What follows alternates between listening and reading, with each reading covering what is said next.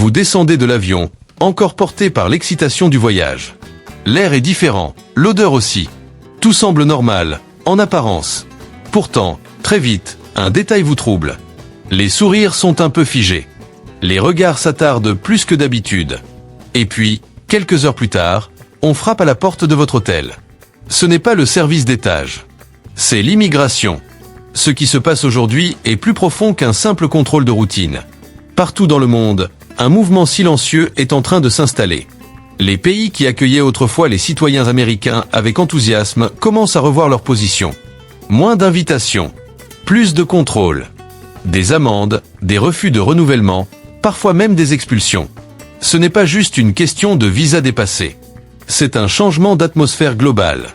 Une nouvelle dynamique internationale. Alors une question se pose. Qu'est-ce qui a basculé? Et surtout, pourquoi si peu de gens en parlent? Voici 10 pays où, en 2026, les Américains ne peuvent plus considérer leur présence comme acquise. Numéro 10, la Corée du Sud. Séoul brille toujours de mille feux. Néons éclatants, K-pop, innovation technologique, café futuriste, tout donne l'impression d'un pays ouvert et moderne. Mais derrière cette vitrine ultra-contemporaine, le climat a changé. Autrefois, les expatriés américains étaient perçus comme des atouts, enseignants d'anglais, entrepreneurs, diplomates. Aujourd'hui, ils sont observés avec beaucoup plus de vigilance. Pourquoi ce virage? Plusieurs incidents impliquant des membres de l'armée américaine ont fortement marqué l'opinion publique. À cela s'ajoute une fatigue croissante vis-à-vis des étrangers, accusés d'alimenter la hausse des loyers et de peser sur le marché de l'emploi. Le résultat? Une politique discrète mais redoutablement efficace. Les renouvellements de visas deviennent plus compliqués. Certains résidents installés depuis des années reçoivent des notifications inattendues. Même des professeurs d'anglais, autrefois très demandés, voient leur dossier bloqué sans explication claire. Et le plus frappant, c'est le silence. Pas d'annonce fracassante. Pas de crise diplomatique. Juste une série de décisions administratives qui, mises bout à bout, poussent vers la sortie. Avoir un visa valide ne garantit plus une stabilité réelle. Numéro 9, le Mexique. Ils étaient nombreux à y voir un havre de paix. Soleil toute l'année, coût de la vie attractif, proximité culturelle. Des villes comme Mexico, Oaxaca ou Tulum sont devenues des bases arrières pour les nomades numériques et les retraités américains. Mais en 2026, l'ambiance change. L'afflux massif d'étrangers a fait exploser les loyers dans certains quartiers. Des habitants se retrouvent exclus de leur propre zone résidentielle. La frustration locale est montée, puis s'est transformée en pression politique. Et cette fois, ce ne sont plus seulement des critiques sur les réseaux sociaux. Les autorités locales durcissent les règles. Prolongation de séjour refusée sans explication détaillée. Contrôle plus strict à l'entrée du territoire. Nouvelles restrictions de résidence dans certains quartiers. Même les touristes ressentent une tension accrue aux frontières. Le message devient clair. Le Mexique ne veut plus être perçu comme une extension abordable des États-Unis. Et ceux qui pensaient que quelques réservations Airbnb suffisaient à sécuriser leur présence commencent à comprendre que le contexte a évolué. Numéro 8, l'Allemagne. Ici, le changement est plus subtil. Les lois n'ont pas été renversées du jour au lendemain. Sur le papier, rien ne semble dramatique. Pourtant, sur le terrain, beaucoup ressentent une différence. Pendant longtemps, l'Allemagne représentait la stabilité, économie solide, système de santé performant, qualité de vie élevée. Berlin attirait les créatifs, Francfort les financiers, Hambourg les entrepreneurs. Mais en 2026, le regard porté sur les expatriés américains s'est transformé. La hausse des loyers à Berlin est en partie attribuée à la demande étrangère. La présence militaire américaine, autrefois tolérée, est de plus en plus remise en question dans un climat politique plus critique envers l'OTAN. Dans le monde professionnel, les obstacles se multiplient. Procédures administratives interminables. Visa de travail plus difficile à obtenir. Candidature sans réponse. Dossier qui stagne. Il n'y a pas de déclaration officielle annonçant une rupture. Il y a simplement une accumulation de barrières. Et à force de complexité, d'incertitude et de délai, certains finissent par partir d'eux-mêmes. Même les familles établies depuis longtemps voient leur statut réexaminé. La double nationalité n'est plus perçue comme une protection absolue. L'Allemagne ne ferme pas brutalement la porte. Elle la referme doucement. Un verrou après l'autre. Ce qui se dessine ici dépasse largement ces trois exemples. Ce n'est pas une série d'événements isolés. C'est un réalignement global. Le monde traverse une période de tensions économiques, de crise du logement, de recomposition géopolitique. Et dans ce nouveau contexte, la présence étrangère, y compris américaine, est évaluée différemment. Alors la vraie question n'est peut-être pas « qui expulse ?», mais plutôt « qui redéfinit ses priorités ?» Le paysage international évolue. Les anciennes certitudes s'effacent. Et ce qui semblait acquis hier peut devenir fragile demain. Le monde n'est plus dans une logique d'ouverture automatique. Il entre dans une ère de recalibrage stratégique. Et pour ceux qui pensent que leur passeport suffit à garantir leur stabilité à l'étranger, 2026 pourrait bien être une année de réveil. On continue notre tour du monde, et cette fois, direction l'Asie du Sud-Est. Numéro 7, l'Indonésie. Pendant longtemps, l'image était presque parfaite. Des rizières d'un vert éclatant, des plages bordées de palmiers, des couchers de soleil qui semblent irréels. Bali, surtout, est devenu le symbole d'un nouveau mode de vie. Travailler avec son ordinateur face à l'océan, enchaîner les réunions ou entre deux sessions de surf. Des milliers d'Américains ont posé leurs valises ici, séduits par la liberté, le coût de la vie attractif et un système de visa plutôt souple. Pendant des années, les contrôles étaient rares.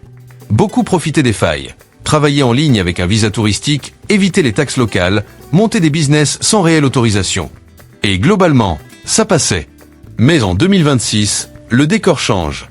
La population locale commence à exprimer son ras-le-bol. Les prix grimpent. Les logements deviennent inaccessibles pour certains habitants. Des cafés, des villas, des espaces de coworking tenus par des étrangers n'emploient même pas d'Indonésiens. Ce qui était perçu comme une opportunité économique commence à ressembler à une concurrence déloyale. Résultat, le gouvernement serre la vis. Les visas à l'arrivée sont moins facilement accordés. Les séjours longue durée deviennent plus complexes. Les programmes pour travailleurs à distance, présentés comme attractifs, sont en réalité bien plus restrictifs qu'avant. Et ceux qui génèrent des revenus en ligne sans contribution fiscale locale sont désormais considérés comme un risque économique. Les contrôles migratoires se multiplient. Des influenceurs sont expulsés parfois en plein tournage. Des descentes ont lieu dans des quartiers entiers de Bali. Et le plus troublant, c'est que beaucoup réalisent qu'ils sont en situation irrégulière seulement le jour où on leur demande de quitter le pays. L'Indonésie envoie un message sans ambiguïté. Ce territoire n'est pas un terrain de jeu pour expatriés fortunés. Ce n'est plus seulement une question de documents administratifs. C'est devenu une question de souveraineté et de respect. Alors si vous vivez là-bas aujourd'hui, la vraie question est simple. Votre présence est-elle réellement conforme aux règles actuelles ? Parce que l'accueil chaleureux d'hier laisse place à une vigilance nouvelle. Numéro 6, la Turquie. Istanbul fascine toujours. Le grand bazar, les odeurs d'épices, le cuir, les mosquées majestueuses. On a l'impression de marcher dans un livre d'histoire. Mais derrière cette richesse culturelle, un autre mouvement est en train de s'installer. Le climat politique s'est durci. Le nationalisme s'affirme davantage. Et dans ce contexte, la perception des étrangers, notamment américains, évolue rapidement.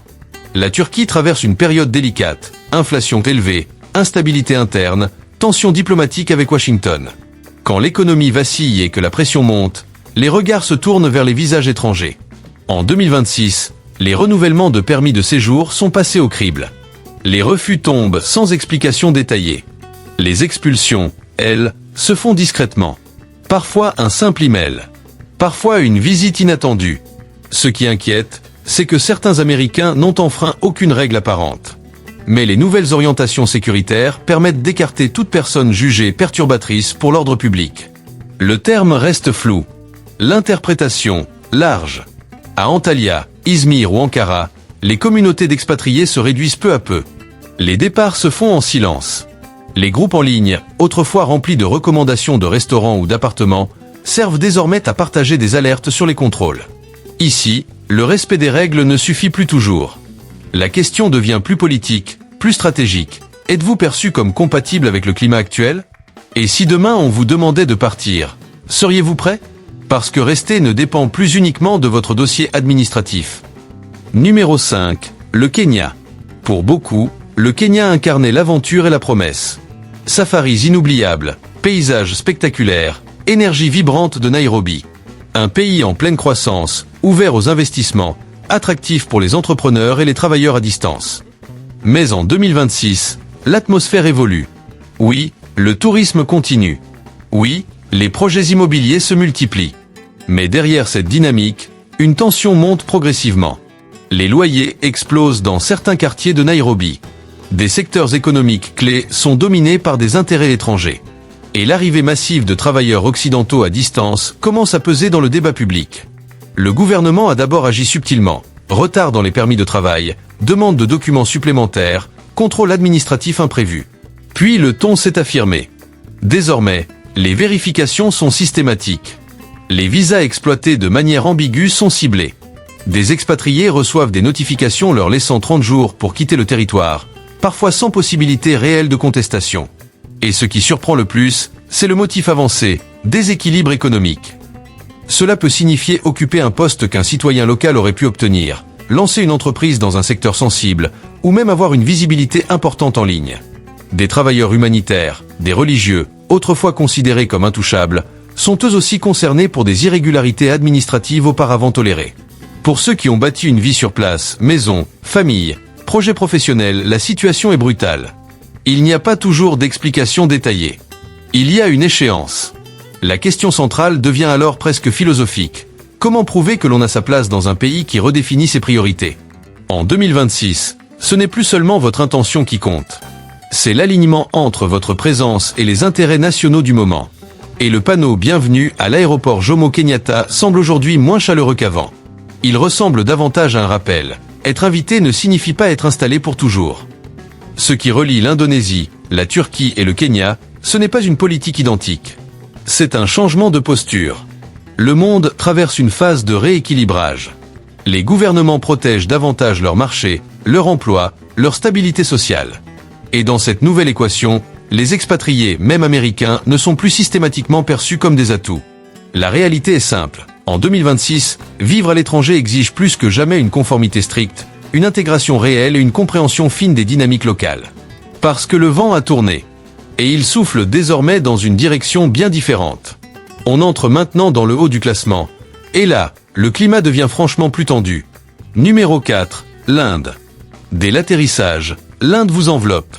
Les klaxons qui s'entremêlent, les rickshaws qui zigzaguent, les marchés éclatants de couleurs, cette énergie brute qui ne s'arrête jamais. Tout semble chaotique, presque débordant. Mais derrière cette effervescence, un virage stratégique est en train de s'opérer. En 2026, le pays resserre les rangs. Priorité à l'économie nationale. Protection assumée de l'emploi local. Valorisation des compétences indiennes. Le slogan India First n'est plus une formule politique, c'est devenu une ligne directrice. Et pour les Américains installés sur place, le changement est palpable. Pourquoi cette bascule ? Parce qu'une idée s'est installée dans le débat public, celle que des travailleurs occidentaux profitent du système, occupent des postes convoités et échappent à certaines obligations fiscales.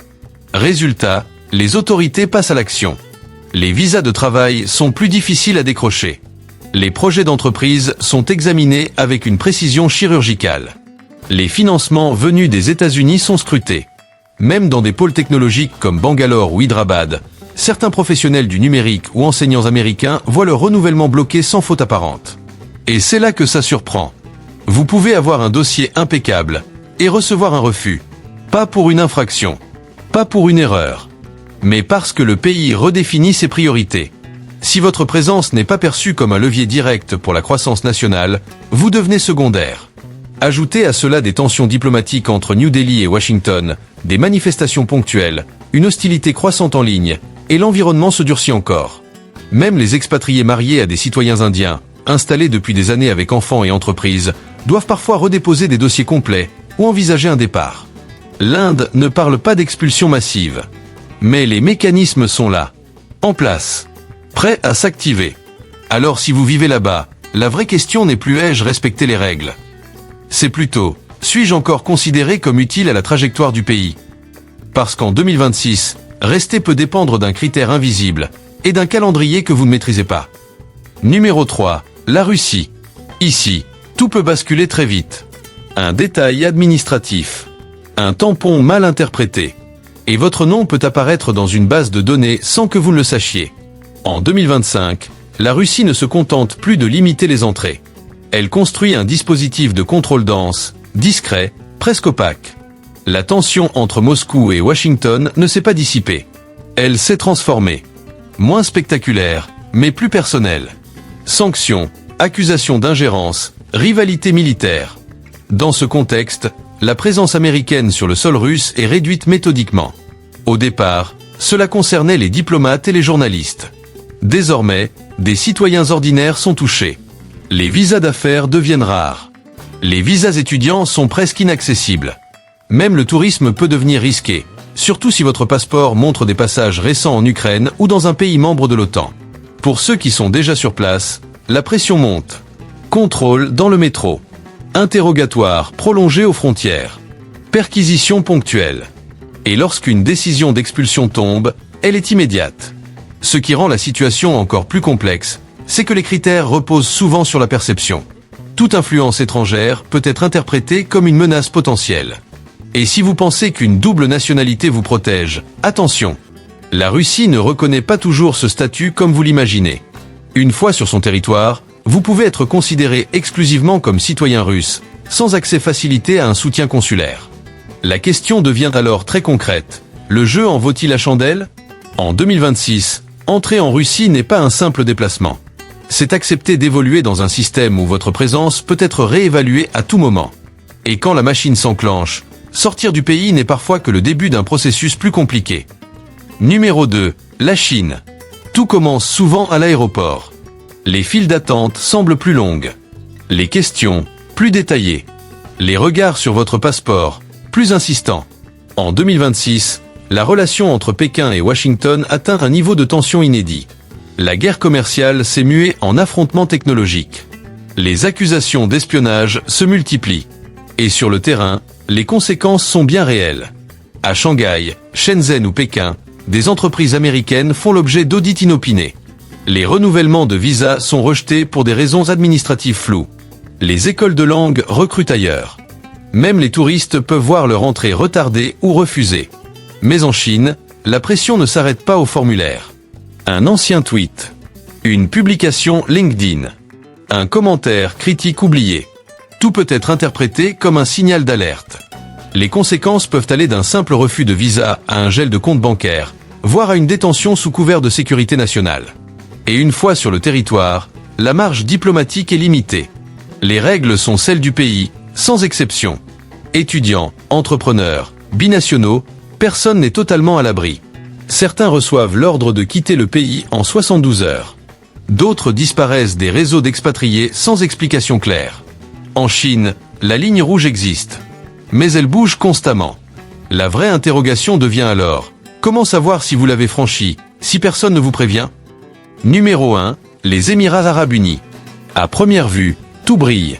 Gratte-ciel futuriste, centres commerciaux gigantesques, sécurité omniprésente. Dubaï ou Abu Dhabi donnent l'image d'un environnement stable, prospère, presque irréprochable. Et pourtant, depuis quelque temps, les règles évoluent discrètement. Le pays revoit sa politique d'accueil des étrangers, notamment dans les secteurs sensibles comme la finance, la technologie ou les médias. Pourquoi ? Pour garder un contrôle total. Dans un système où l'image et la stabilité sont centrales, toute critique publique, toute prise de position maladroite ou décision professionnelle mal interprétée peut devenir problématique. Un message sur les réseaux sociaux. Un conflit d'affaires. Une plainte numérique. Et la situation peut s'inverser. Le système de visa est directement lié à l'employeur. Perdre son emploi peut signifier perdre son droit de séjour. Et parfois, tout s'enchaîne. Logement, compte bancaire, permis de conduire. Certains expatriés se retrouvent bloqués du jour au lendemain. Compte gelé. Procédure rapide. Décision sans appel. Il faut le dire clairement, les Émirats ne fonctionnent pas comme une démocratie occidentale classique. Il n'y a pas de grand débat public, pas de contestation visible. Une fois la décision prise, elle est appliquée. Double nationalité ou non, si votre présence n'est plus souhaitée, le départ est immédiat. Alors posez-vous cette question simple. Si votre contrat s'arrêtait demain, pourriez-vous quitter le pays sans délai ? Aux Émirats, être étranger est un privilège. Et en 2026, ce privilège peut être retiré sans préavis. Voilà le panorama. 10 pays où l'accueil réservé autrefois aux Américains se transforme, se resserre ou disparaît. Ce n'est pas uniquement une affaire de paperasse. C'est un mouvement global. Les économies se protègent. Les gouvernements redéfinissent leurs priorités. Les frontières ne se ferment pas toujours brutalement, mais elles deviennent plus sélectives. En 2026, la question n'est plus simplement peut-on entrer ? C'est peut-on rester ? Être américain à l'étranger n'offre plus la même sécurité implicite qu'autrefois. Alors si vous vivez hors des États-Unis ou si vous envisagez de partir, il est peut-être temps de revoir vos documents, d'anticiper les scénarios et surtout de prévoir un plan B. Parce que dans ce nouveau contexte mondial, la stabilité n'est plus un acquis. Et la prochaine notification pourrait bien vous concerner.